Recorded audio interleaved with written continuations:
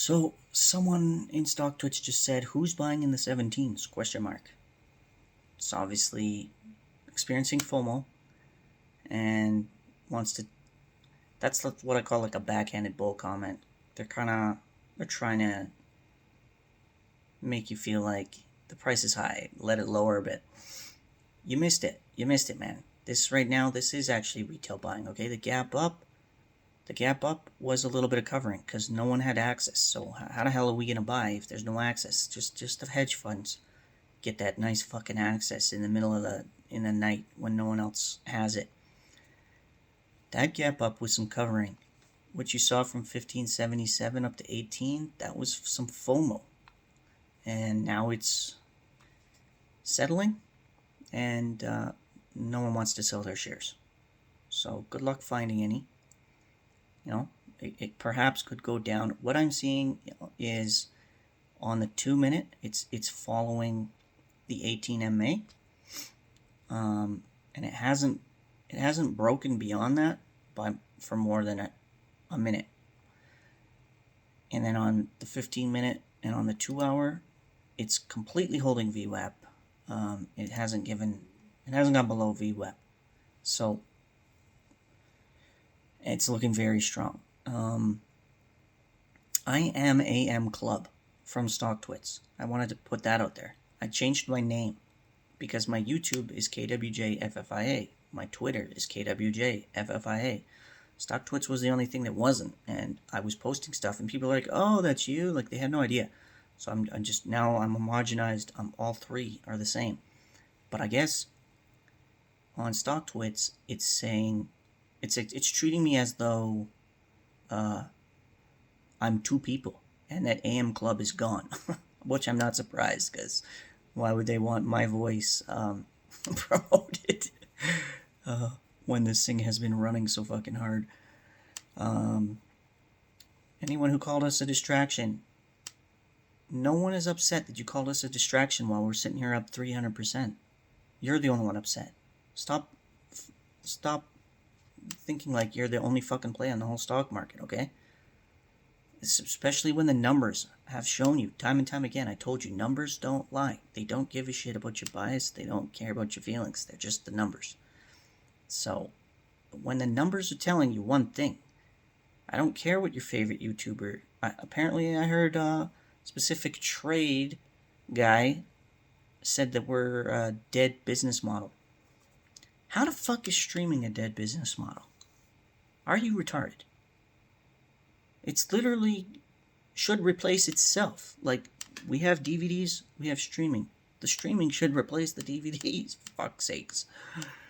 Other than the only thing that people would want a DVD for at this point is the collectibles. So, the cases. I mean, look at old Nintendo games and shit. Like Super Mario RPG, $5,000 sealed. Or I think even like $1 million or something crazy. Like, that's just, but I mean, DVDs are produced en masse, so I don't know about that, but you get the idea. So, and then that very comment, you're just disregarding the technical squeeze, and you're only addressing fundamentals. And if you want to fucking say that we're a dead play on fundamentals, hello, AMC hasn't produced a profitable quarter since pre-pandemic. It hasn't. I'm sorry, but there's no profit there. The fucking sales have been up for 2 years, or a year and a half. The movies are getting record box office. And I'm sure Concession is a record box office. He raised the price 11%. Why can't it profit? The fuck? There's another YouTuber who won't even go to AMC because the theaters are a dive, he says. I'm in Canada. I don't know. He says they haven't upgraded anything. Why you got $1 billion cash and you're not upgrading your theaters? What the hell? So, I'm quite happy to be distracted by Redbox. I don't know about you guys. My fucking bank is definitely happy to be distracted by a Redbox.